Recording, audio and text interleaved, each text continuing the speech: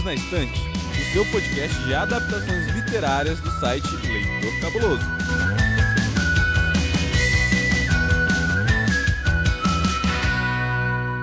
Oi, eu sou Domenica Mendes. E eu sou a Amanda. Eu sou o Thiago. E nós estamos aqui unidos em um time para sobreviver. Ou nós já sobrevivemos, acho que a gente já sobreviveu, né? A primeira temporada de The Last of Us, a série do começo do ano da HBO, depois de outras séries do começo do ano da HBO, gente. E assim, a gente só tá em março, o que significa que vem muita série por aí em frente. Nesse episódio nós vamos te dar os nossos vereditos finais sobre essa primeira temporada da série, com spoilers, então esteja ciente que você quer continuar ouvindo esse podcast e nós recomendamos, obviamente, que seja feito após você terminar a série, para que você não leve nenhum spoiler aí que estrague a sua experiência. E se você ainda não terminou, nessa altura do campeonato vai terminar. É um bom conselho.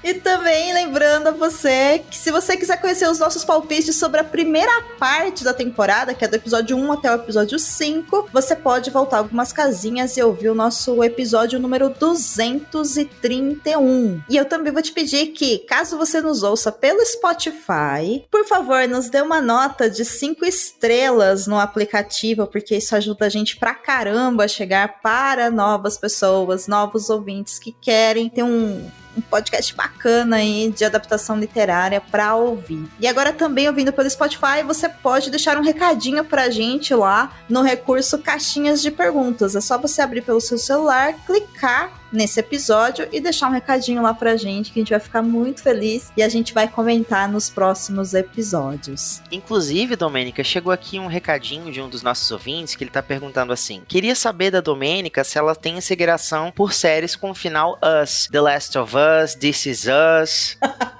Eu tenho, gente, eu tenho probleminha. Eu tenho predileção porque eu gosto de drama. E The Last of Us é bem dramático. E a gente vai falar sobre isso nesse episódio. Eu tenho alguns... Ai, é hoje que eu vou ser cancelada da podosfera. Quer um lencinho, amiga? Ai, amigo, eu vou ser expulsa da podosfera. Eu te dou a mão, vamos sair então.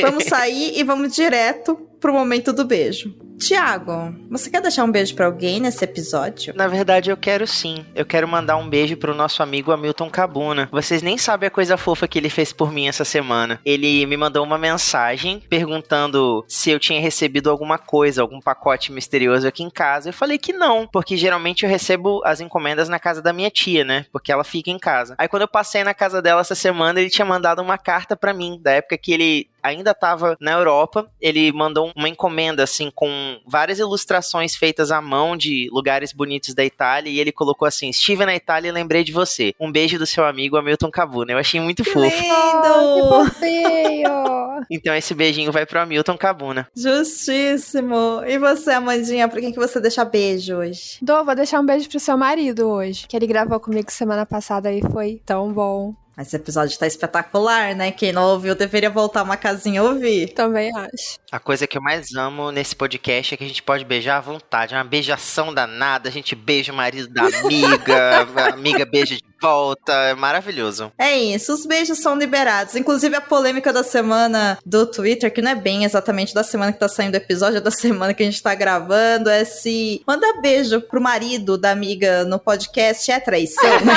Tipo, dar carona é traição. Eu gravei com ele, não com você. Então, eu estou me sentindo traída por causa da Amanda gravando com ele, não dele gravando com a Amanda, é isso. Mas tá tudo bem, amiga, tá tudo bem. Vamos acertar o nosso contrato pra tratar essas cláusulas. Tá vendo, né, ouvinte? O pessoal desse podcast ainda tá em clima de carnaval. E eu vou aproveitar e vou dar um beijo também pro Leandro Gomes, que é um ouvinte que a gente tem, que ele é muito querido, ele é super fiel aqui ao Perdidos na Estante. E ele deixou um comentário maravilhoso no episódio que a gente fez sobre a primeira parte da série The Last of Us. Eu ri sozinha com esse comentário. Vê só. Leandro Gomes diz: Agora que eu parei de rir da minha própria ignorância, eu posso respirar e dizer: outro dia tava todo mundo falando da série. Família, revelações, história emocionante, o povo dizendo que chorou e tal. De onde diabos vieram esses zumbis todos? Quando foi que a chave virou e chegou o apocalipse? Beijo de fungo? Vou nem pesquisar, medo. Daí caiu a ficha. Eu tô pensando em This Is Us, que eu nem vi, e vocês falando de The Last of Us, que eu também não vi. Achei maravilhoso. Ficar velho e sem referências é foda. Vai ser lerdo assim, lá longe? Não, Leandro, jamais. Tá vendo? Não importa sobre o que vocês falam, eu tô sempre aqui ouvindo e imaginando tudo errado. Leandro, olha, um beijo. Assim, melhor comentário.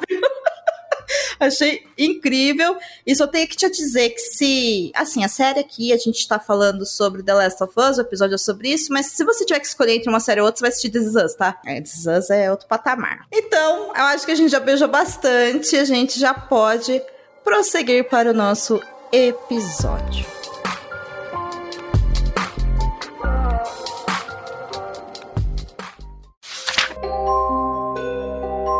Você sabia que tem livros, filmes, boxes, séries e todo um maravilhoso mundo de literatura? Você pode encontrá-los no Perdidos na Estante.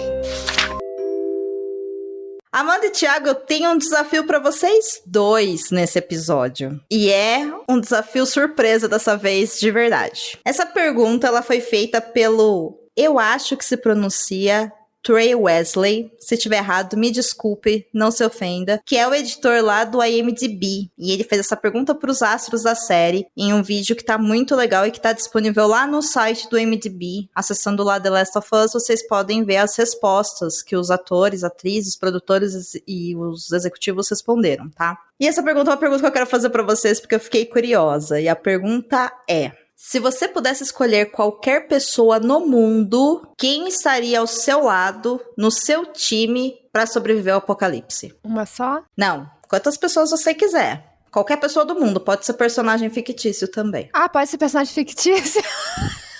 Aí ficou mais interessante. Eu reuniria um time de girl power pra me ajudar, assim, porque pensando só em mulheres até agora, bom, eu escolheria Hermione Granger por razões óbvias, eu escolheria Arya Stark por razões igualmente óbvias, e eu acho que eu escolheria a Meryl Streep, porque ela é muito inteligente, então ela com certeza saberia o que fazer.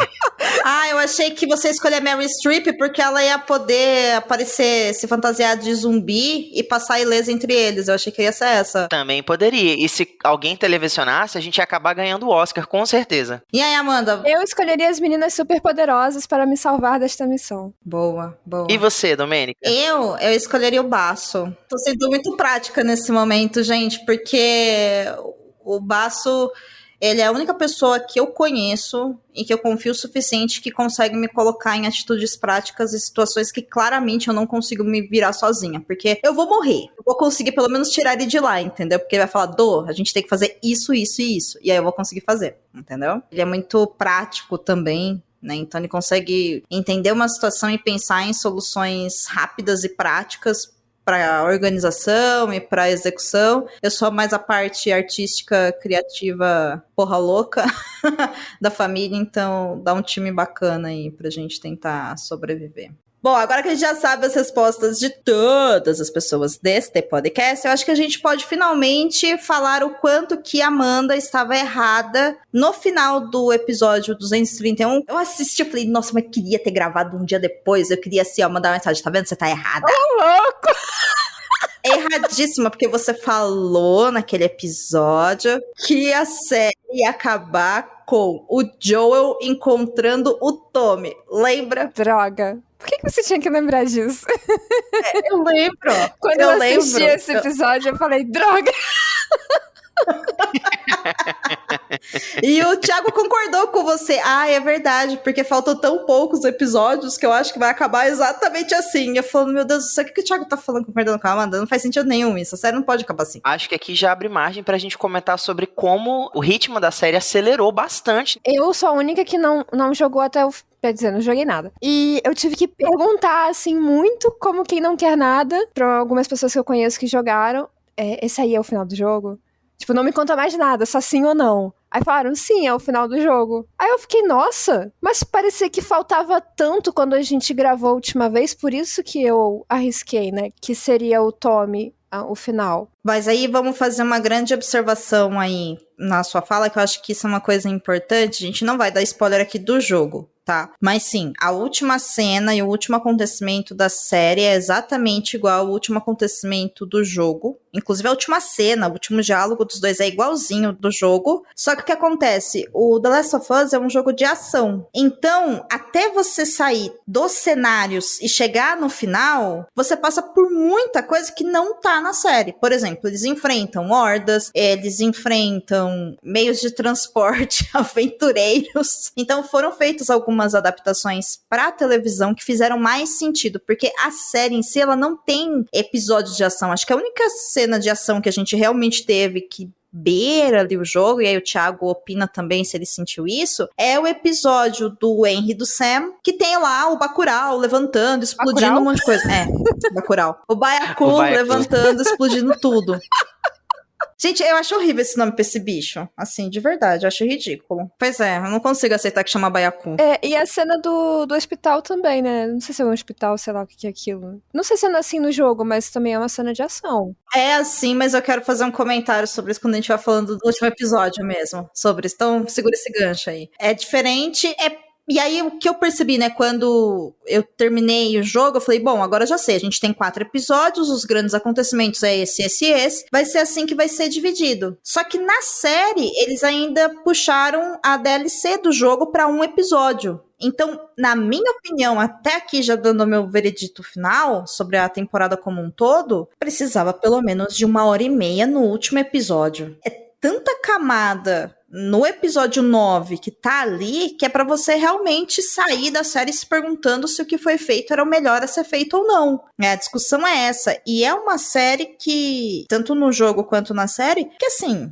é o meme da Dilma falando, né? Ele perdeu, ela perdeu, todo mundo perdeu, quem ganhou perdeu, quem perdeu perdeu, sabe? Eu acho que faltou profundidade no último episódio. Eu acho que só 40 e poucos minutos pra uma season finale, pra mostrar realmente, né, uma grande decisão e um monte de morte e toda a consequência do negócio, eu acho que ficou a desejar. Mas aí eu vou te perguntar uma coisa. Será que essa não é a sua sensação porque você já tinha tido uma outra visão no jogo? Porque eu não sei se eu senti isso. Ficou corrido demais, eu concordo, mas sobre faltar profundidade, sobre essa questão de todo mundo perder, eu acho que teve.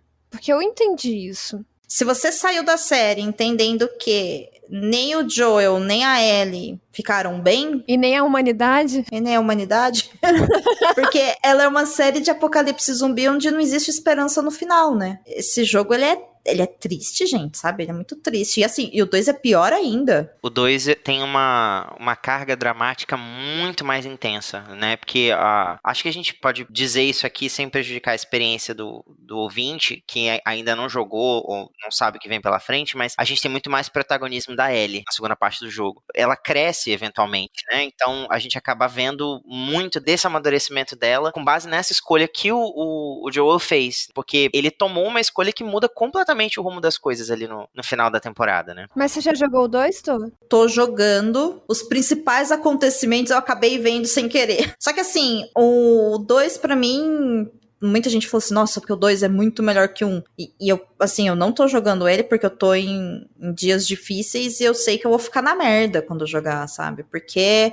é uma história, que eu acho que isso não é spoiler, isso é enredo, é uma história de vingança. Pra quem gosta, sabe, de séries bem dramáticas, onde você vai ser posto à prova o tempo todo e não vai ter um final feliz, boa sorte, mas, né, não é uma coisa que tipo, deixa lá em cima, sabe? Tanto que, assim, eu tô pensando seriamente se eu vou assistir a segunda temporada e eu tô achando que não. Sabe se vai ter um terceiro jogo? Olha, eu não ouvi falar nada sobre. Eu imagino que pela repercussão da série, talvez a Naughty Dog aposte em alguma coisa aí. Se não uma continuação da história, uma coisa dentro do mesmo universo. Mas ela é finalizada? Eu só queria saber se era uma história completa. Sim, a história do segundo jogo é uma história completa. Eu também acho a história do primeiro jogo uma história completa, assim, se a gente parar pra pensar. Talvez não seja completa do jeito que a gente gostaria, né, mas... as consequências da escolha que o Joel fez ali, elas resultam no segundo jogo. Além de coisas que a gente não viu no primeiro jogo, que a gente descobre jogando, né? E através de flashbacks no segundo, você descobre o que rolou no segundo, que é o mote do segundo, porque o segundo é uma história de vingança, como eu falei. Só que o jogo e a primeira temporada da série, ela não tem um final aberto. É igual, sei lá, uma novela. As pessoas casam e é isso, fim. Porque senão a gente tem que considerar, né, que tipo, o fim da história de todo mundo o mundo inteiro acabou, fim. Mas é que eu entendo também que dá uma sensação meio esquisita, porque ele acaba literalmente no meio de um diálogo. Como a gente já sabe que tem uma continuação, talvez fique essa sensação de ainda falta alguma coisa. Talvez seja isso. Vamos voltar para a série, já que a gente opinou aqui, enfim, sobre o game e tal. Eu me empolguei, desculpe. A Amanda estava errada e o Thiago estava errado. Pronto, e nós conhecemos, de novo. então... Nós conhecemos o Tommy e a Maria no episódio 6 da série. Inclusive, maravilhosa cena, né, de... o Tommy falando pro Joel que a gente vive aqui, todo mundo junto, e aí o Joel vira e fala, pô, isso aqui é uma comunidade, né? E aí ele, não é bem isso não. E a Maria vira, então, nós somos uma comuna, literalmente, sabe? Tipo, nós somos comunistas, sabe? Maravilhoso, assim. E a cara dele de, meu Deus. É, uma cara de, meu Deus, eu vivi nos Estados Unidos da América, um país super... liberal por anos. Como assim a gente vive no comunismo agora, né? Aquela ficha caindo assim enorme. Muito bom. Então, o que vocês lembram, né, e gostaram desse episódio 6, que é o Joel e a Ellie chegando até o Tommy e a Maria. Depois, enfim, a Ellie foge. Tem um diálogo muito forte entre a Ellie e o Joel. E no final a gente leva um baita de um susto, né? Como o episódio acaba. Eu acho que foi um episódio importante. Não um episódio importante, né?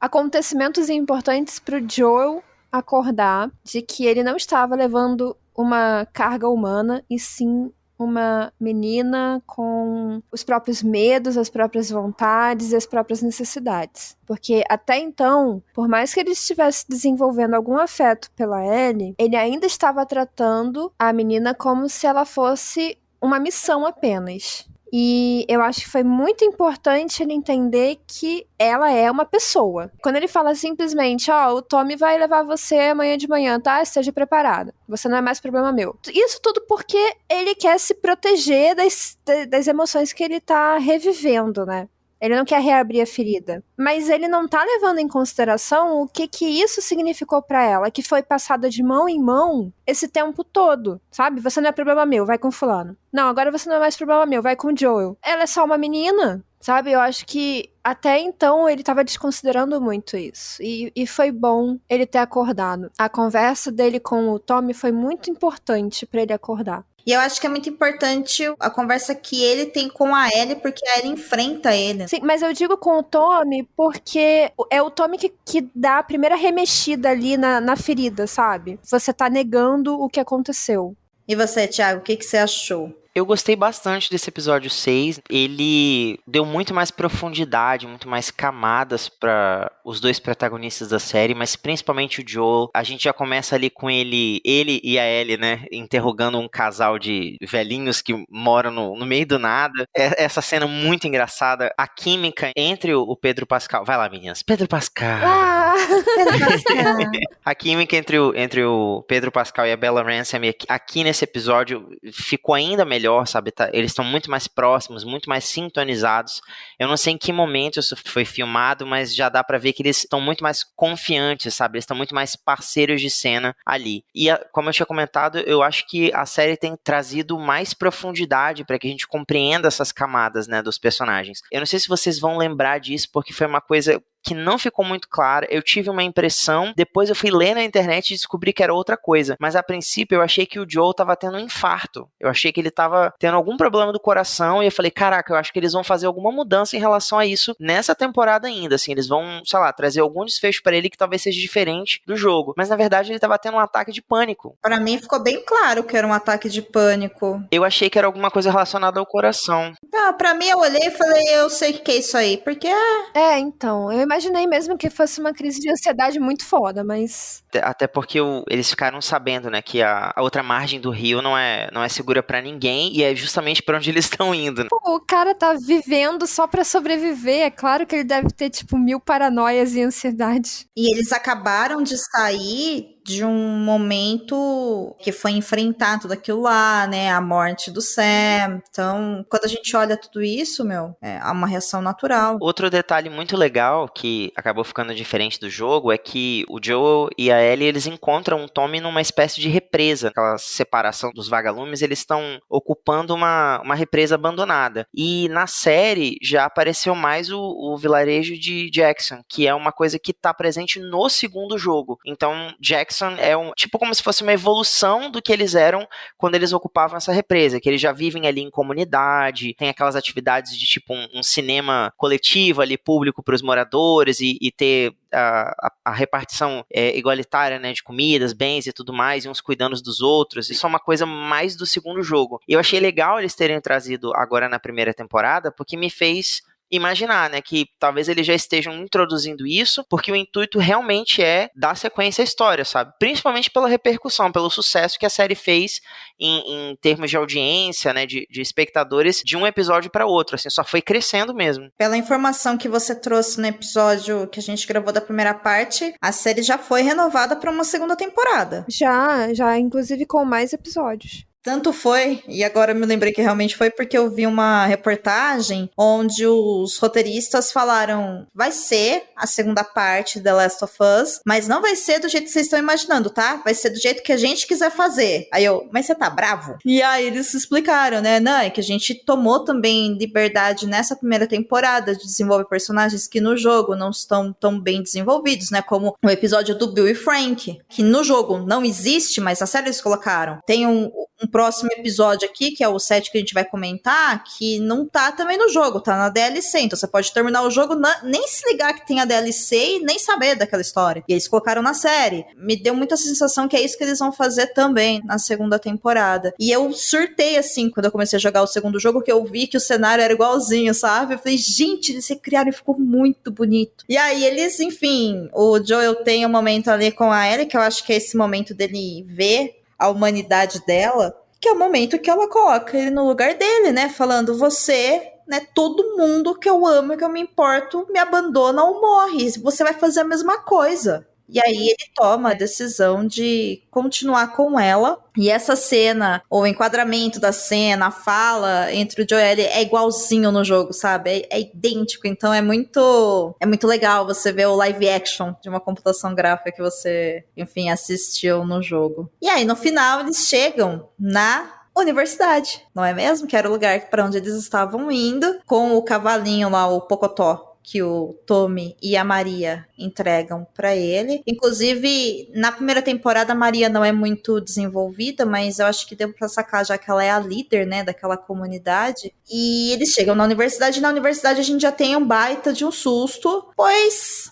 Joel é ferido em combate. E aí, aqui, eu devo dizer pra vocês que eu esperava que o episódio 7 fosse o que aconteceu no episódio 8, porque no jogo acontece exatamente isso. Ele é machucado, um ferimento que somente o videogame permitiria que existisse, na série ficou mais real, né, mais crível de solução. Só que no jogo, o Joel some por um tempo. E você só joga com a Ellie. Então isso causa um baque muito grande, porque a sensação que você tem é que o Joel morreu no jogo. Você fala, pô, o cara morreu, a menina ficou sozinha, acabou de falar que todo mundo morre, e ela ficou sozinha, ela vai ter que sobreviver nesse mundo, e pra onde que essa menina vai, não sei o que lá. E aí acontece tudo que acontece no episódio 8. E na série eles tomaram uma decisão de, no episódio 7, já mostrar que o Joel tá vivo, do tipo, calmem os seus tá tudo bem com o Pedro, gente, Pedrinho está bem, Joe está bem, não é? Vera Mascarro fazer sua cota lá, tipo,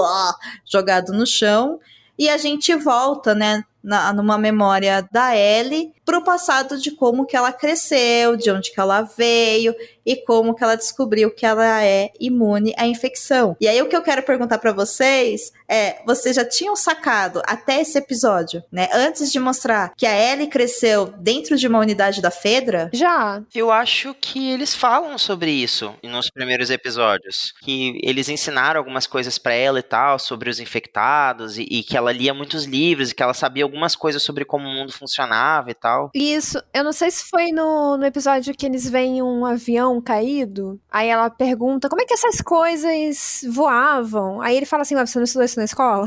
Com aquela paciência característica do Joe.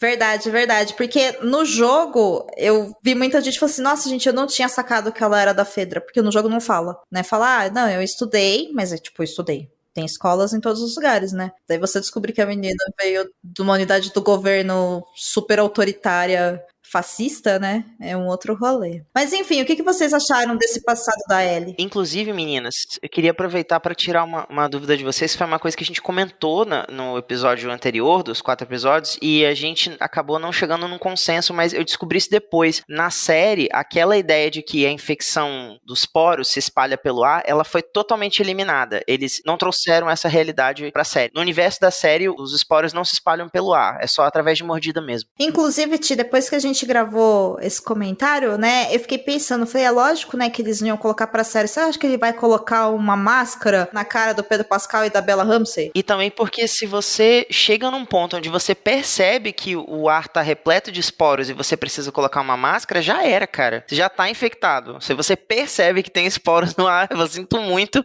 um beijo, você está infectado, entendeu? É que, de novo, são liberdades que o jogo dá, né? Eles entram, eles veem, sei lá, um negócio da parede gigante, ele já põe o respirador, mas não, na série como é que ia colocar isso, né? Então, realmente não tem. Boa lembrança. Mas voltando pro episódio 7, o que vocês acharam do passado da Ellie? A sua primeira crush? Olha, aí eu vou ter que falar, né? Eu já esperava, porque eu sabia do spoiler do jogo 2. Mas não vou falar do spoiler, não. Só pra contextualizar por que eu já esperava. Então não me chocou. Quando começou a focar muito naquela história, eu já imaginei. Então, pra mim, o episódio foi muito previsível, na verdade. Pra mim foi uma grande surpresa, porque eu não cheguei a jogar essa DLC. Ela saiu depois que o jogo principal já tinha sido lançado. Como quase toda DLC, acaba saindo depois da história principal. Nem sabia como que a Ellie realmente tinha sido infectada e tal, e nem que a sexualidade dela já tinha sido abordada nesse primeiro momento. Então, pra mim, foi uma coisa, assim, incrível. Eu amei o episódio, eu achava que isso ia acontecer, de a gente ter mais episódios de flashback, porque esses acabaram sendo os melhores, na minha opinião. Eles voltarem um pouquinho na linha do tempo pra explicar o início da infecção,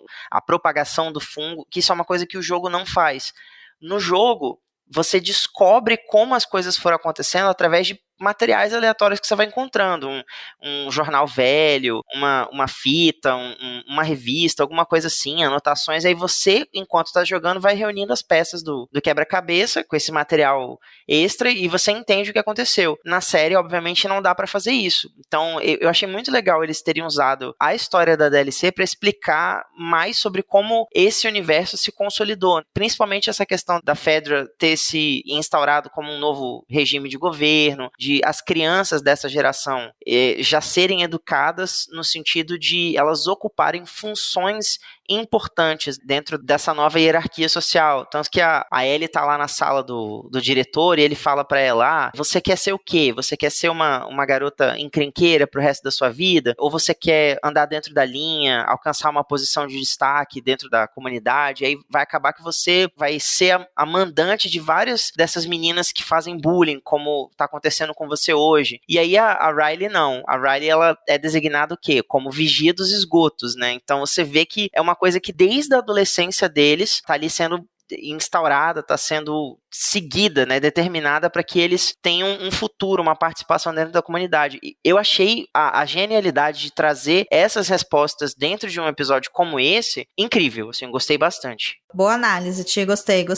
E você, Amandinha? Então, foi até engraçado, porque eu assisti o Last of Us com a Lud, né, que grava aqui com a gente de vez em quando. Assim, episódio a episódio a gente comentando. E ela falou assim, nossa, eu nunca fiquei tão tensa no episódio em toda a minha vida.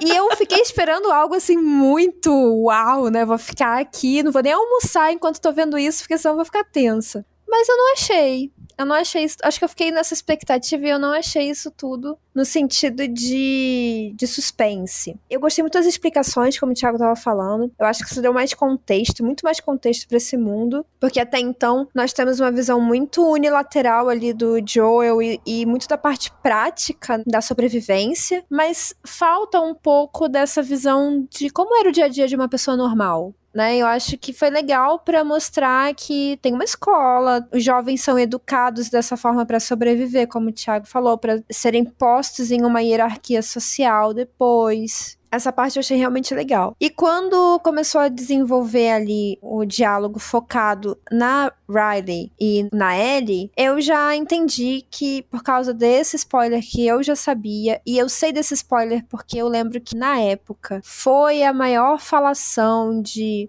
estão estragando o jogo e coisas do tipo. E aí eu fui ver o porquê e era pelo fato de a Ellie ser uma personagem LGBT. Então eu já sabia o que esperar.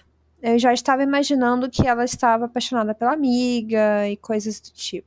E aí, conforme elas foram para aquele shopping e tal, aquele negócio abandonado, eu já imaginei, né? Pô, vai dar o maior problema esse lugar. Porque é sempre assim, né? Quando coloca aquele negócio de carrossel e nossa, 100% vai dar problema. Então eu já tava esperando. Aí o bichão acordou, né? Eu falei, pronto, ali, ó. Já sabia. Então eu não fiquei tensa. Eu até falei pra Lud, pô, você viajou, né?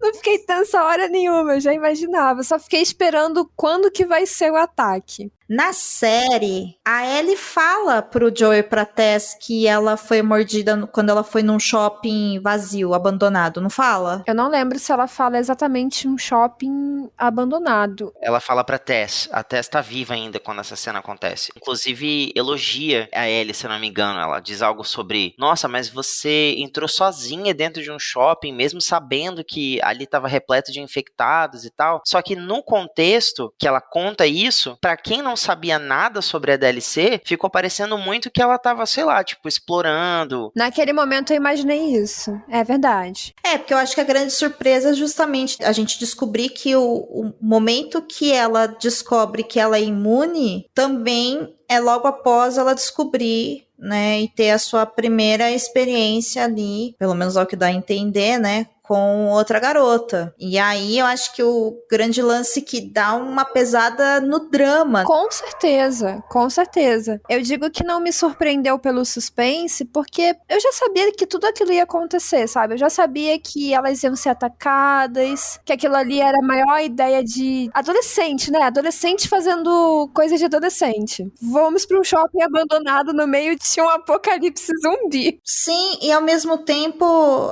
eu acho que o que é bonito nesse episódio é isso, porque finalmente são adolescentes sendo adolescentes, né? Com certeza, com certeza. Eu falo porque, assim, é óbvio, é muito óbvio que vai dar merda. Do início do episódio, você já fala, gente, isso não é legal. E aí, como ela já tinha falado que ela tinha sido mordida no shopping, quando ela entrou no shopping, quem tava com essa memória fresca ali dessa conversa que ela teve com a Tess, eu perguntei se era na série porque eu assisti alguns episódios e eu comecei a jogar. Então, em alguns momentos, eu confundia o que era da série e o que era do jogo. Eu falei, gente, será que isso aconteceu na série ou será que isso aconteceu no jogo? Sabe?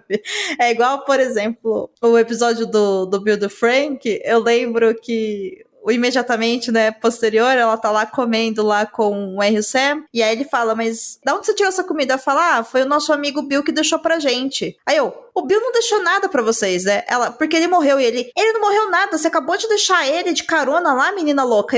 Não, peraí. No jogo, o cara tá vivo. Na série, o cara tá morto, sabe?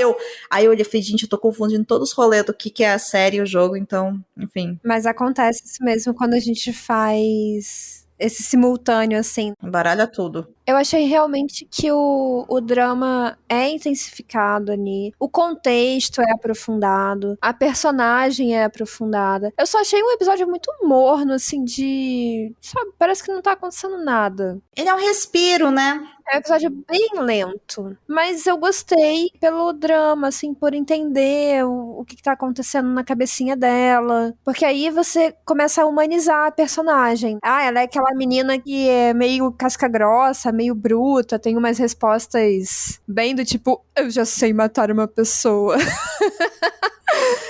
Só que, na verdade, você começa a entender que o quanto ela é frágil e ela só tá ali tentando se proteger da melhor forma que ela sabe, né? Eu acho que entender esse background é muito importante, porque também te coloca em um espaço de você entender o porquê que ela tá tão bravamente se esforçando pra salvar o Joel. Eu acho que isso é muito... fica muito claro, mas agora que você falou dessa questão de humanizar a Ellie, eu acho que isso vai casar muito bem com o último episódio, que a gente já vai chegar nele. Mas quando eu saí desse episódio, eu falei, nossa, é um episódio bonito, né? Ele é cheio de cor, ele é quase uma coisa mágica, assim, né? Ele é realmente um momento de você suspirar e falar, nossa, olha, aconteceram coisas boas. Como você disse, eu concordo, né? Adolescente fazendo adolescentice, mas bonito de ver, né? Dá um quentinho no coração, depois você fica na merda, porque você fala, poxa vida, né? Que droga. Mas tudo bem. Mas é como você falou, adolescentes, no caso, eles têm que fazer isso mesmo, porque é condizente com a idade. É claro que todo mundo olha aquilo desde o começo da jornada delas pro shopping e pensa, meu Deus, como pode? Coragem, né? Mas, voltando pro episódio 8, então, é esse momento que eu comentei com vocês que no jogo, né, o Thiago lembra, mas a Amanda não sabe, que a gente joga só com a Ellie. Tem algumas diferenças boas, assim, no episódio com o jogo que eu acho que deveria ter colocado, mas acontece, né, o sequestro, ela vai parar lá com os canibais e com o pedófilo. Esse momento do jogo pra mim foi um momento, assim, muito, muito difícil, sabe? Eu tinha um desespero enorme de jogar com a Ellie, porque eu queria tirá-la de lá de qualquer jeito, né? Inclusive, o pedófilo, ele é um boss do jogo, um chefão. Eu acho que ele é o segundo chefão, se a gente for parar pra pensar, o segundo ou terceiro, que aparece mais um baiacu ali no meio. E eu acho que esse episódio, ele é um episódio, assim, bem tenso, né? E uma coisa que me chamou a atenção na série é que eles colocaram uma camada ali, que é uma camada que não tem no jogo, que é a camada da religião, que ele é um líder religioso. E aí, eu vi várias pessoas na internet comentando, olha só a hipocrisia da religião e não sei o que, e eu falando, gente, mas não tem nada a ver, o cara é um líder, sabe? Tipo, a religião não tem nada a ver com os Paranauê, né? Enfim, mas aí eu queria saber a opinião de vocês, né? Se vocês acharam que a religião pesou, como é que vocês saíram desse episódio? É um episódio bem difícil. Eu achei esse episódio, assim, excelente. Um dos melhores. Eu acho que o 5 e o 8 foram episódios, assim, incríveis. Mas eu vou dizer pra você que talvez tenha sido over. Muita informação. Porque você tem o cara como professor, ele fala que ele era professor, o cara é um líder religioso, ele é um líder daquele povoado, e ele é canibal, e ele é pedófilo. Acho que ficou muita coisa, sabe? Parece que eles pegaram a caixinha do pedófilo, né? E falaram assim, normalmente pedófilos são líderes religiosos, check. Professores, check. Homens, check. Né? Agressivos, check. Canibais, nem tanto. Se bem que, pra deixar claro no canibal, no jogo não mostra a cena lá dos corpos pendurados, sabe? Os corpos humanos. Então, quem ainda jogou e ficou meio assim, eu não sei se eles são canibais, a série colocou uma cena, né, de corpos humanos ali pra deixar claro que, olha, são canibais, tá? Aliás, isso é um clichê de pós-apocalipse, né? De ter que colocar canibalismo. Olha, ficou pra você aqui esse episódio 8 mostrar o canibalismo que a gente ainda não tinha comentado. Faltou o quê? Faltou canibalismo. Check. Mas aí também tem a questão da seita religiosa no pós-apocalipse, então bota no 8 também. Não, aí cagou. Pra mim, aí cagou, não tinha a menor necessidade. Eu entendo. Eu acho que ficou over. Então. E eu acho que coloca um foco na questão de o cara é um líder religioso e olha como religiosos, na verdade, são hipócritas. Quando eles ficam falando de Deus, eles ao mesmo tempo são pedófilos. Calma, tipo... Calma. E professores? Não, professores também têm sido muito atacados ultimamente. Entende? Aí eu olhei e falei, gente, não, eu entendo, né, que, enfim, muitas vezes nesses ambientes de liderança religiosa, ambiente escolar, que pode rolar abuso, mas assim, os maiores abusadores de crianças estão dentro de casa. São pais, irmãos, tios, padrastos, sabe? Então, calma, né? Eu acho que levou a discussão para um lugar que não precisava. Ou talvez não precisava de colocar o cara como pedófilo, sabe? Eu acho que já tava creepy suficiente ele ser professor e líder e tal, e canibal. Pronto, já é um monstro. No jogo, Amandinha, Ele é pedófilo. Isso é do jogo. Alguma coisa tá sobrando, entendeu, amiga? Alguma coisa tá sobrando. Tá sobrando é o professor e o líder religioso. Beleza, então tirava. Mas assim, eu vou falar pra você que eu acho que tinha tanta coisa acontecendo, tanta informação acontecendo, e o choque de você olhar aí, nossa, casualmente tem uma orelha ali esquecida. Eu acho que tudo isso fez com que eu só percebesse, ou não sei se foi só eu, tá? Eu só percebi que ele era pedófilo pela última frase dele, em que ele fala uma coisa, assim, muito fora de contexto. E eu olhei pra cara do Bruno, e o Bruno olhou pra minha cara, e a gente ficou tipo, Meu Deus! Porque eu não tinha percebido ele falar alguma coisa em relação a alguma questão sexual com ela e... É no momento que ela tá na jaula, que ele toma a mão dela. Não, é quando ele derruba ela no chão e ele fica por cima dela e ele faz algum comentário. Ah, você tá falando já no final do episódio mesmo, no celeiro pegando fogo. Isso. Porque antes disso, pra mim, ele tava falando de uma forma cruel e que ele ia, sei lá, né, fazer picadinho dela e comer. Tipo, comer, literalmente comer. No jogo, Amandinha, fica muito claro que ele é pedófilo e eu acho que fica no subtexto ali meio confuso que eles são canibais. Porque você percebe que ele é pedófilo na jaula. E é aquele exato diálogo que ele tem com ela dentro da jaula. Porque ele fala, se você fizer o que eu quero que você faça, eu vou garantir que você saia daqui vivo. Porque assim, não tá na série, mas acontece um momento de embate que os dois precisam se unir. Aí acontece a mesma coisa, ele dá o remédio, ela foge, ele usa ela como isca, beleza, pra chegar até o Joe. Aí você continua indo.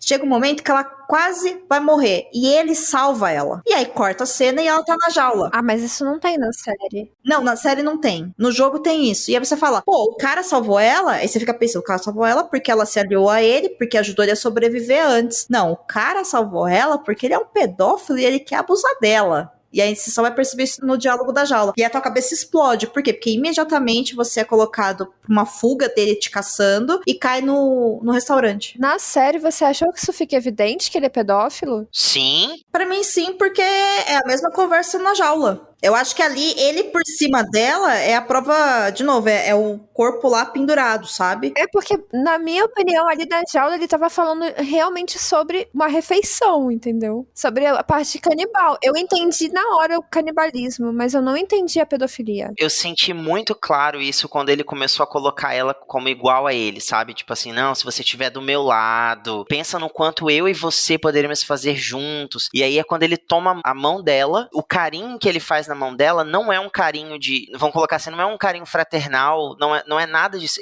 é uma intenção sexual, obscura, sabe? Sexual, sim. Aí eu vou falar pra vocês o seguinte, vocês já sabiam que ele era pedófilo pelo jogo. Talvez eu não tenha ligado os pontos pelo excesso de informação, como eu falei. É muita coisa acontecendo naquele episódio. Mas é que é totalmente absurdo e horroroso, não tenho dúvidas disso. Mas eu acho que eu tava distraída por outros estímulos que estavam acontecendo. Tipo aquela orelha lá largada. O próprio desfecho, se eu não me engano, me ajuda a lembrar, porque realmente faz tempo que eu joguei, mas não é ela que resolve o problema. O Joel chega a entrar dentro do lugar, não chega? Então, é ela que resolve, ela sobe em cima dele, esfaqueia ele. Porque no jogo, você lembra que ela vai abaixada e você tem que pegar o cara por trás com a faquinha? Aí ela se solta dele e se esconde de novo, né? E aí, depende do modo que você tá jogando, tem a quantidade de facadas que você tem que dar nele. No final, ela pega, ela esfaqueia ele igualzinho, assim. O enquadramento, inclusive, dela com a faca, né, em cima dele, que é uma cena, nossa, muito forte, é igual o do jogo. O que acontece no jogo é que o Joel chega e tira ela de cima dele. Ele chega bem nessa hora, tira ela e já abraça ela naquela coisa de acolhedor de pai, sabe? Essa cena foi difícil, viu? A garganta chegou a fechar, de verdade. E na série, né, ela sai com o restaurante lá pegando fogo e encontra ele lá fora. É porque realmente, eu acho que eu fiquei tão impactado pela cena que eu não conseguia lembrar mesmo de como que era no jogo, assim. Eu achei muito poderoso o fato, assim, de eles terem dado pra personagem a resolução desse conflito e ela ter saído dali sozinha. Ela conseguir levantar e sair, né? Isso, exato. Eu achei que foi muito bom ela ter encontrado o Joel depois, tanto que quando ele abraça ela, aí que ela se arma ainda mais. Ela não consegue nem perceber que é o Joel que tá abraçando ela. Sim, e eu acho que isso dá uma camada diferente de interpretação pros personagens, porque no jogo, quando ele vem e tira ela de cima dele, abraça ela e fala, tá tudo bem, e ela fala, mas ele tentou, e ele, você vê visivelmente, né, que ele fica muito chocado e ele acolhe ela, fica muito claro de que, nesse momento, o jogo, a narrativa do jogo tá me falando, esse cara é capaz de fazer tudo pra proteger essa criança, porque essa criança é a filha dele. Ele tá ocupando aqui um lugar de pai. Então é sobre ele acolhendo ela e ela encontrando essa proteção nele. Quando na série ela consegue levantar sozinha e ir até ele, me mostra de essa criança passou por esse trauma e ela é muito forte. E aí depois ele vem até ela, sabe? Então assim, é sutil, mas isso é importante pra gente pensar, por exemplo, em camadas da discussão da grande questão que é o último episódio. Ei, você quer encontrar um mundo secreto de adaptações literárias? Sim, mas onde? No Perdidos na Estante.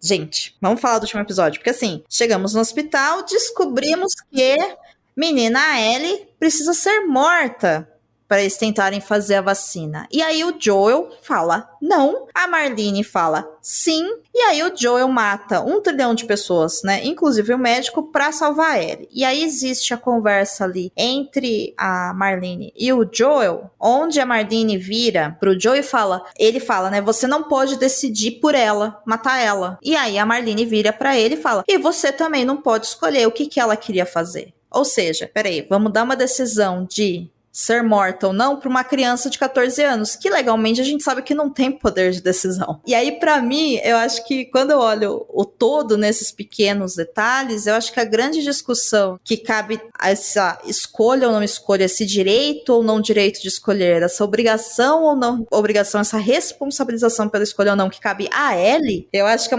uma conversa que vale muito a pena de se ter. O que você faria no lugar? É claro que se eu estivesse no lugar do Joel, eu ia salvar ele. Óbvio, né? E é claro que eu ia mentir pra ela a respeito disso. Por que eu ia falar a verdade? Né? Eu tô protegendo ela. Mas quem que não cai no papo da Marlene de, então, mas o que ela queria?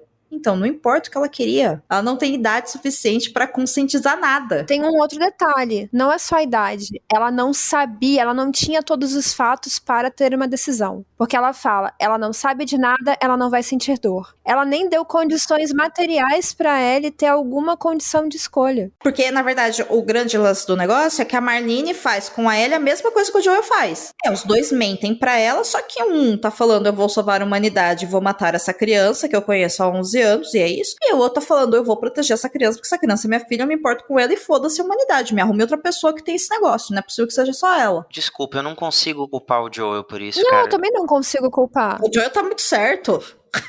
Não tem nem o que falar. São circunstâncias extremas pra você julgar quem tá certo, porque eu consigo ver alguma razão nos dois lados. O erro dos dois lados é a mentira. Sim, quando a gente olha a perspectiva da Ellie. É porque são 3 lados, né? Mas ela é a menor vulnerável. Então você não vai falar pra ela mesmo. Você tem que proteger ela. Com Então, certeza. Só que tem perspectivas. Ela pode ser menor vulnerável, mas ela ainda é uma adolescente que foi posta à prova 1000 vezes e, vamos colocar aqui a cabeça de um adolescente. Para isso ela serve, mas para ser tratada como adulta, como quando ela gostaria, não. Que é no caso de mentirem pra ela. Aí você tem a perspectiva da Marlene de isso não é importante, o importante é a humanidade. E do Joel de foda-se a humanidade, eu quero salvar essa menina que agora eu adotei. São 3 perspectivas. Eu queria fazer um comentário sobre isso. 2 pontos que eu queria observar em relação a esse conflito. O primeiro é que na série houve uma explicação, assim, meio que um sentido pro fato de a Ellie ter nascido imune ao fungo. Na série eles acabaram explicando porque a mãe dela matou um infectado com um canivete e depois ela usou esse mesmo canivete pra cortar o cordão umbilical, né? o bicho mordeu ela e a criança tava nascendo, teve pouco contato. Aí eu vou Embora... ter que viajar na questão biológica da coisa. Será que isso tem a ver com a dosagem da infecção? Porque passou pra Ellie. Mas muito pouco. Eu fiquei pensando nisso, sabe? Eu não achei que eles colocaram essa cena ali por acaso, porque isso não tem no jogo. Eu acho que tá mais pra uma ideia parecida, talvez, com uma evolução de um vírus, né? Alguma coisa assim, que um bebê ele é infectado e ele consegue sobreviver. O que é uma vacina? Vamos colocar assim de forma muito, muito esdrúxula, muito pobre. É uma pequena dose que você, em laboratório, você manipula para criar um antígeno. Então, será que estaria relacionado à questão de ela ter recebido ali, enquanto bebezinha, apenas uma porcentagenzinha desse fungo? Sei lá, pra mim parece um caminho de raciocínio. Um outro raciocínio possível seria também o fato de que ela pertence a uma geração que tá acostumada já, né? Que já nasceu no contexto pós-apocalipse, pós-infecção. Então pode ser sim que, de alguma forma... Uma combinação das duas coisas. Não é dito, não é explícito de nenhuma forma, mas é uma linha de raciocínio também. Mas a questão maior pra mim é que não tinha recursos médicos necessários, assim, eficazes pra se fazer uma cirurgia como aquela. Não tinha nenhuma garantia de que funcionaria. De que ia dar certo, exato. Então, assim, poderia muito bem dar totalmente errado, não dar resultado nenhum e ela ser sacrificada à toa. Uma coisa que a Marlene fala pra ele, que eu super acho que ela tá certa, é quando ela tenta persuadir ele e diz assim, você sabe que é isso que ela iria querer. Se ela soubesse a verdade, ela ia escolher se sacrificar pra salvar o mundo. Talvez a Ellie da série não seja tanto assim. Mas pra mim, a Ellie do jogo faria essa escolha com certeza. Mas se ela tivesse condições de saber isso. Uhum. A covardia maior é que eles colocaram a Ellie pra dormir, levaram pra mesa de cirurgia e a única coisa que eles falaram pra ela foi, parabéns, você vai estar salvando o mundo. Vamos fazer uma pequena cirurgia aqui, mas ó, show, hein? Na verdade, eles falam que vão fazer exames. Mas ninguém falou pra ela que ela ia do coma pra morte. Então, eu entendo o que vocês falam. Eu acho que o caminho da discussão é esse. Eu acho que a grande pergunta, no fim das contas, né, que pode ser feita, a grande mesmo, é se o Joey estava certo ou não. De modo geral, eu acho impossível responder isso. Uma resposta absoluta, eu acho impossível. Ele tá certo pra ele. Meu Deus, eu tô me coçando tanto aqui. Eu sei que podem ter opiniões divergentes sobre o mesmo assunto, assim como tiveram muitas pessoas quando assistiram a saga da Marvel, acharam que o Thanos estava certo de matar metade da população de todos os planetas para acabar com a fome. Mas assim, ele também podia ter estalado o dedo e ter criado mais alimento para todo mundo e as pessoas iam morrer de fome. Ele escolheu matar. Não sei do que você tá falando, amiga. É isso, sabe? Basicamente a gente pode salvar ou aniquilar. Mas o fato na minha percepção, obviamente, que eu falo por mim, não falo pelos outros, como diria o Renato Russo, o Joel tá certo. Mas eu acho que a grande questão é que não importa se a Ellie iria querer passar pelo sacrifício, entendeu? Porque ela é uma criança. Criança não escolhe se quer passar por sacrifício. Quem define se a criança vai passar por sacrifício ou não e vai lidar com as consequências disso são os responsáveis. Inclusive, o responsável por ela é o Joel. Porque senão, a gente daqui a pouco vai perguntar, tá tudo bem se uma menina engravidou aos 12 anos do namoradinho? Ela aceitou. Não, criança não aceita isso. Você não tem idade para isso, entendeu? Aí tem só um problema. A Marlene também se considerava responsável por ela. O Joel foi o entregador, na visão da Marlene. Então, aí na visão da Marlene, enfim, ela seria capaz de matar todas as pessoas do mundo em busca dessa vacina. Inclusive, eu fiquei assim, com medo de... A série, quando mostrou o nascimento da Ellie, aí a Marlene encontra a Ana, e a Ana fala, você vai me matar? E ela fala, eu não vou te matar. E aí eu fiquei muito pensando, vocês duas tem um passado em comum aí, né? Enfim. Mas aí eu também pensei, pô, será que ela fez tudo que ela fez com a Ellie, tá considerando matar a Ellie porque ela achou que a Ellie, por exemplo, foi responsável pela morte da Ana? Alguma coisa assim, sabe? Eu fiquei com medo, assim. Como era a primeira cena do episódio, eu fiquei com medo que fosse por esse caminho. Aí depois, assistindo, eu percebi que não, que tomaram cuidado e não tem nada a ver com isso, não. Ela é só realmente uma pessoa que, enfim, tá em busca, né, de uma cura. Sim, ela tem um objetivo claro. Agora, eu realmente gostaria muito de olhar também pela perspectiva da Ellie. Eu não acho justo mentir pra ela. Por mais que ela não tenha o poder de decisão, não é justo mentir pra ela. Eu acho que a mentira só piora as coisas. E eu tenho certeza, aí eu não sei spoiler, mas eu tenho certeza que isso vai ser um fator de complicação pro segundo jogo. O final da série, por isso que eu falo que todo mundo perde no final das contas, porque o Joel fica com a Ellie, mas ele mente pra ela e ela sabe que ele mentiu, né? Então a relação dos dois acabou. Acabou a relação dos dois, né? Ela não confia mais nele. Não é porque ela é adolescente, não tem capacidade ali naquele momento de escolha, que ela merece não saber a verdade sobre ela mesma. É isso, eu acho que o Joel ali, ele, nesse momento que ele tá mentindo pra ela no final, né? Ele poderia falar talvez a verdade pra ela, mas ele teria que arcar e ele fez como todo mundo faz, né? Você faz uma escolha, o que eu acho que é melhor a ser feito. Mas claro que isso tem uma consequência e eu acho que a relação dos dois fica muito abalada, isso fica muito claro. E aí, que quando eu terminei de jogar e eu tava conversando com o Basso, eu super concordei com a visão dele de que assim, gente, não tem esperança nenhuma nesse mundo, né? Que história que você joga que depois no final você fica na merda. Meu, eles passaram por tudo isso pra no final das contas o cara salvar a menina e ela não confia nele. Mas que merda, sabe? Que merda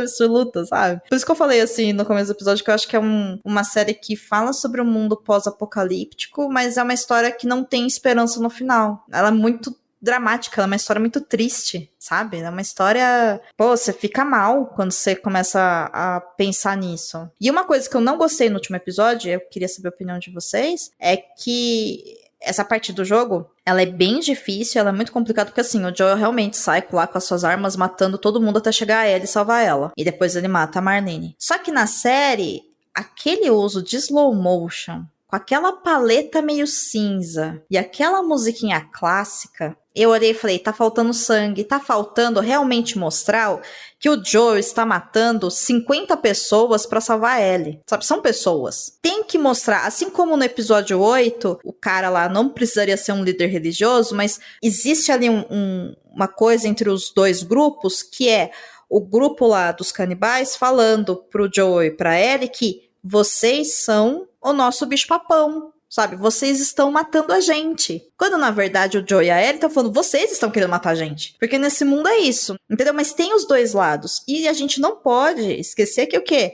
Meu, o Joel matou um hospital inteiro pra tirar ele de lá, sabe? Tipo, isso também não é legal, isso também não é certo. Essa cena é muito mais intensa no jogo, assim, é uma carnificina, assim, até ele chegar na sala onde ela vai ser operada, é pesado, assim. Mas isso me leva a um ponto que eu queria puxar pra vocês também, o que vocês acharam, no fim das contas, uma série pós-apocalíptica, quase não aparecer os infectados, sabe? Na série, eles aparecem em momentos muito pontuais. Então, em alguns momentos, a gente tem a impressão de que o mundo está quase inabitado, mas por quê? Qual é a razão? Parece que é estranho, parece que as pessoas todas morreram e agora não tem quase ninguém, mas por quê? Nesse episódio 8 mesmo, dos canibais, o que a Dor falou, Amanda, é que o David e a Ellie, eles estão numa circunstância onde os dois estão encurralados por uma horda de infectados, então eles são obrigados a trabalhar juntos pra escapar dali. Então, tipo assim, a gente tem um problema... Você não tem essa sensação durante a série. Exato, entende? Eu achei um pouquinho mal aproveitado. Da metade pro final da série, eles esqueceram um pouco que a temática é um mundo infectado por zumbis, sabe? Os zumbis somem. É uma coisa também que eu percebi. Falei, gente, depois que teve lá o episódio do RM do Sam, que aparece lá o Bakuri lá, como é que chama? O Baiacu. O Bakuri!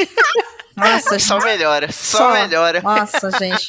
Baiacu é um nome muito zoado pra mim. Aparece lá o Baiacu. E aí, eu acho que depois disso tem mais um episódio da série que mostra, assim, de longe um zumbi. Aí tudo bem, vai, pra não falar aqui, pra não vir aqui alguém falar, ai, mas é claro que aparece zumbi, porque apareceu a mãe da Ellie com o zumbi. Não é disso que a gente tá falando, né? A gente tá falando que não tem mais conflitos de zumbi na série, né? Porque fica todo focado nessa questão da agressividade humana. Porque, assim, de fato, quando você termina o jogo, você percebe que, assim, meu irmão, o zumbi, ele é só um negócio desse mundo aí, tá?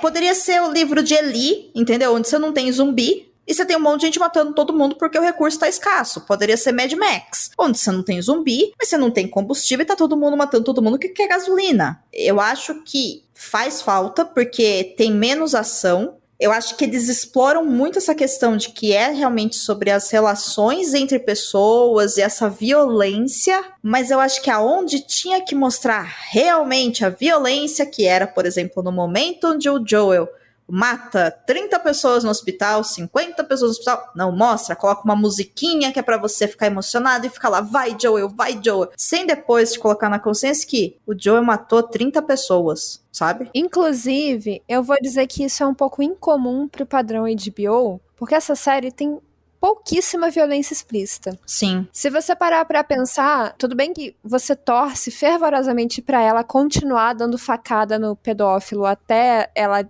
cansar, ela sai de lá, cara, inteirinha. Era pra ela ter tomado um banho de sangue de tanto esfaquear o cara. Era pra ela ter saído de lá com o sangue da cabeça aos pés. Aquela violência dela golpeando o cara, era pra ter espirrado sangue em tudo. E ela sai limpinha. Vamos combinar aí que o Casamento Vermelho de Game of Thrones tem mais violência explícita do que toda a temporada de The Last of Us.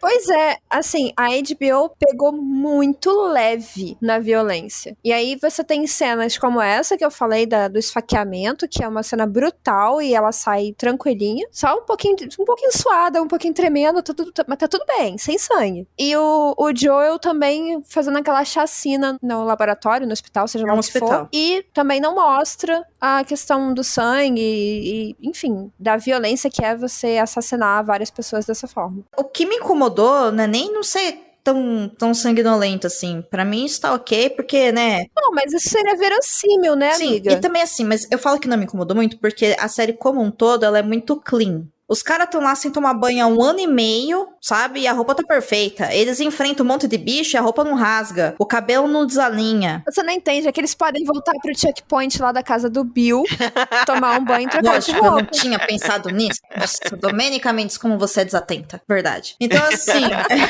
eu entendo, isso não me incomodou. Mas me incomodou a cena... Me parece que eles quiseram meio que romancear, sabe? Se você mostra o sangue e tudo mais, eu não tô falando pra ser, tipo, tripas voando, não. Mas o normal, o esperado de violência de uma cena desse tipo, você não romantiza, você está mostrando como seria. Quando você coloca trilha sonora de ação e aquela coisa de emoção e tal, vai Joe e não sei o quê, e coloca um filtro e tudo mais... Aí sim, você está afastando a cena da realidade. Eu não sei como é que isso poderia ter sido feito, porque eu acho que o que faltou, na verdade, foi tempo. Sabe, tinha que mostrar o Joel se escondendo nos lugares, alguém gritando, oh! E tentando atirar nele, e ele atirando a pessoa, e a pessoa caindo, sabe? Tinha que ter mais tempo aquele episódio pra mostrar isso, pra gente ter consciência do que tava acontecendo, porque nessa parte do jogo, você começa a se sentir mal porque você não aguenta mais matar gente. E de você perceber também que, de repente, nem todo mundo que ele matou ali é militar, porque não dá essa sensação, só com o médico lá na hora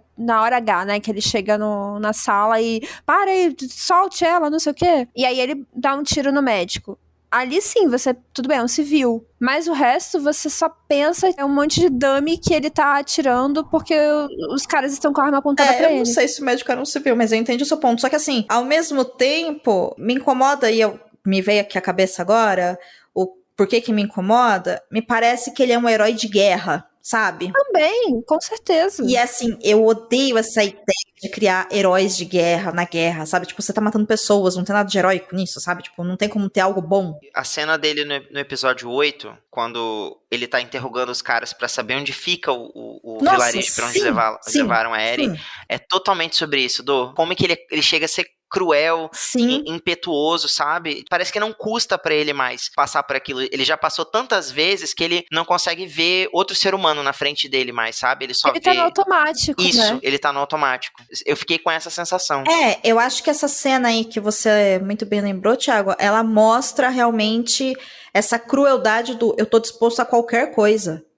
Entendeu? Então eu esperava esse nível de eu estou disposto a qualquer coisa no episódio do hospital, no episódio 9. Então aquela musiquinha, eu olhei e falei, eu não acredito nisso. Falei, vai ter um monte de gente achando que tava ok ele matar aquele monte de gente pra tirar ele de lá. Não tá ok você matar um monte de gente pra tirar ele de lá. Do mesmo jeito que não tá ok aquele monte de gente lá pra matar uma adolescente. Sim, do mesmo jeito que não tá ok a Marlene chegar e apontar uma arma pra ele e falar, você matou um monte de gente, mas vamos se unir e aí a gente tenta procurar outro médico pra fazer a cirurgia nela. dela. Do mesmo jeito que não tá ok ele dá um tiro, incapacitar a Marlene e depois voltar e dar um tiro na cabeça dela. E é uma espiral de desgraça que vai acontecendo que a gente não consegue perceber, por causa desses filtros, dessas musiquinhas.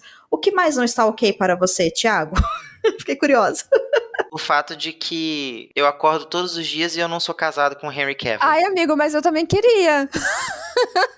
Não está ok isso, assim, não tá. Achei muito injusto, entendeu? Eu queria que o roteirista tivesse feito melhor. Roteirista, Exatamente, por favor, melhore. melhore. Assim como não está ok, a gente fica aqui sem Pedro Pascal pelas próximas semanas, entendeu? Não tá Pedro ok. Pascal.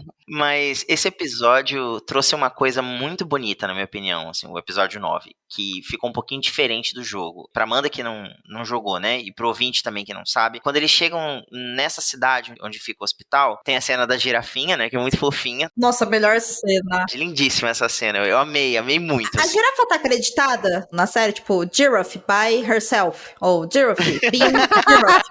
Tem que tá, gente, tem que tá. Tem uma cena aqui no jogo que eles encontram o Tommy. Antes deles saírem, o Tommy tenta dar uma fotografia de presente pro Joel, que é ele e a Sarah. Só que o Joel recusa a foto, ele não quer, que aquilo é muito dolorido pra ele, né? E aí, então, a Maria vai dar essa foto pra Ellie. Fala, Tommy, então guarda você, na hora certa, sei lá, você entrega pra ele, decide o que você vai fazer. E nessa cena, antes deles encontrarem, né, os vagalumes e a Ellie ser levada, eles estão justamente conversando sobre isso e a Ellie dá a fotografia pra ele. Então é um momento de conexão muito bonito entre os dois. Na série eu achei que ficou muito bonito, porque ele abre finalmente o coração pra ela. A gente vê o Joel, do primeiro episódio até aqui, uma grande fachada, sabe, que protege ele ali, né, que é uma coisa que ele ergueu em torno de si mesmo pra não ser mais tão vulnerável como quando ele perdeu a própria filha. Mas aqui, depois de tanto tempo, ele finalmente se desarma, né? E ele fala pra ela tão abertamente que depois que ele perdeu a Sarah, ele chegou a tentar a morte por suicídio. E ele diz que não é que ele superou, mas que estar convivendo com a Ellie ajudou com que ele cicatrizasse, com que ele ressignificasse esse momento da vida dele. E eu achei isso muito bonito, sabe? Como que ele finalmente abriu mão dessa guarda dele e se permitiu ser vulnerável outra vez. Eu amei essa cena, foi uma das cenas mais bonitas do episódio pra mim. Concordo plenamente, eu queria muito ouvir você falar isso. Ah. Mandou bem, Ti, mandou bem. Eu não tenho nada a comentar depois de tudo isso que você disse. Concordo com a Amandinha que é muito isso mesmo. Bom, vereditos finais, gente. Valeu a pena ou não valeu a pena assistir a série? Vocês querem a segunda temporada ou não querem pra amanhã? Sim, para todas as perguntas anteriores. Eu também saí da série bem satisfeita, né? Apesar de, enfim, eu ter esses pontos aí que eu não gostei muito do último episódio. De novo, comecei o episódio, vou terminar falando. Eu acho que precisava de um episódio longo, como foi o primeiro, de mais de 1 hora pra conseguir desenvolver legal. Mas, pelo menos, né? Eles não colocaram a Daenerys e, enfim, o Jon Snow de novo naquilo lá, então já é um grande avanço. Mas é isso, HBO, eu acho que vocês melhoraram, mas dá pra melhorar mais. Eu quero só fazer um último comentário, que história de pós-apocalipse, fim do mundo, catástrofes de todos os tipos, sempre provocam esse tipo de discussão de quem tá certo. Será que tem alguém certo? Acho que, na verdade, a pergunta que a gente deveria se fazer é: será que tem alguém certo? Ou será que tem alguém errado nessa história? Ou em que nível estão errados? Será que é perdoável esse erro diante das circunstâncias? Porque eu acho que são tantas reflexões e é uma situação tão difícil, uma circunstância tão difícil, que os julgamentos se tornam complicados de se fazer.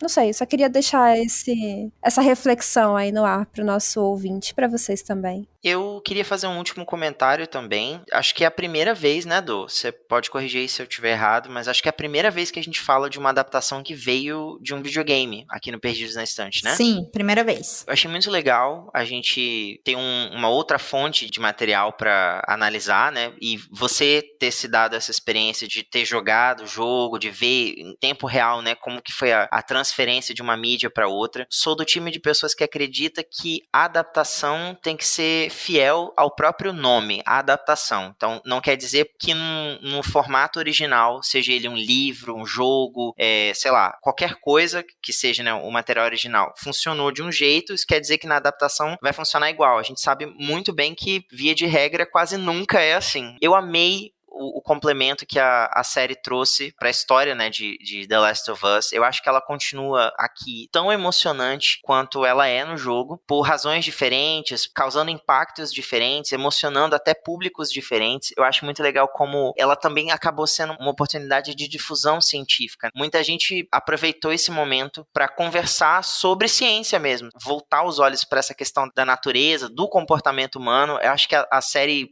mais do que o jogo até, abre um leque imenso de discussões, de análises, de entendimentos, mais do comportamento humano, mais da figura humana do que sobre um mundo pós-apocalíptico em si. Tô ansiosíssimo para ver o que a HBO, o que os produtores vão dar em sequência, né, daqui para frente, e espero que eles continuem com uma equipe tão boa de desenvolvedores, de roteiristas, quanto foi para essa primeira temporada, e mesmo que algumas coisas tenham saído um pouco diferente, né, que a gente gostaria de ter visto um pouquinho melhor, eu acho que isso tudo é só aprendizado. Numa próxima produção eles consigam aprofundar ainda mais o que funcionou tão bem aqui. E aprendizado pra gente, né, de não esperar nada.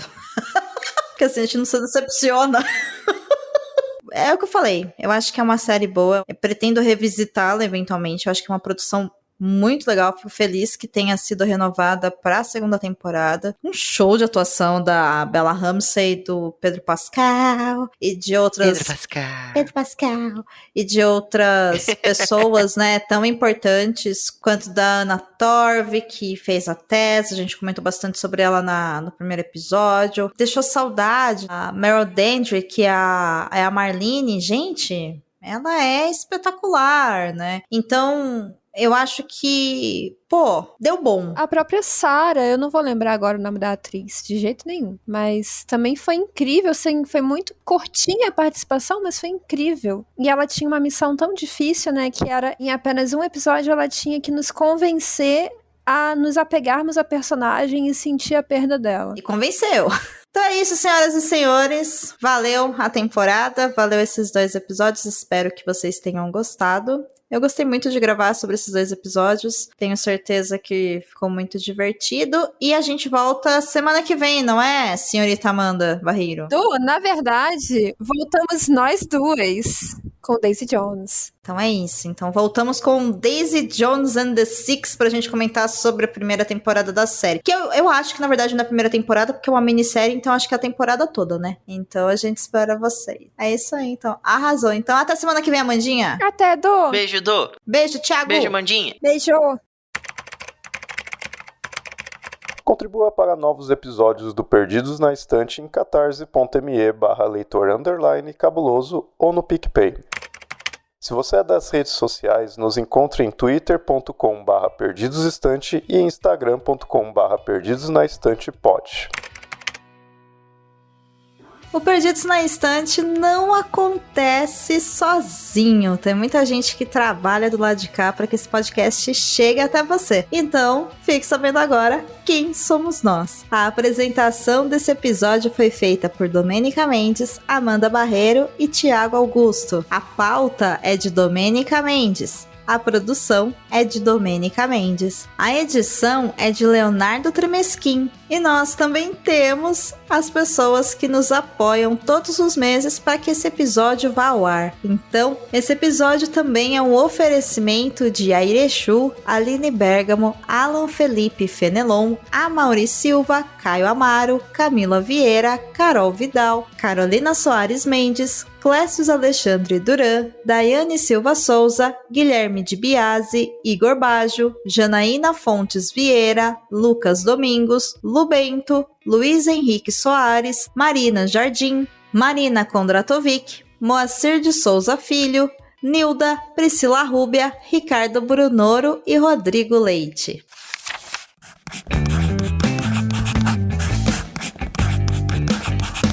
Esse podcast faz parte do site Leitor Cabuloso.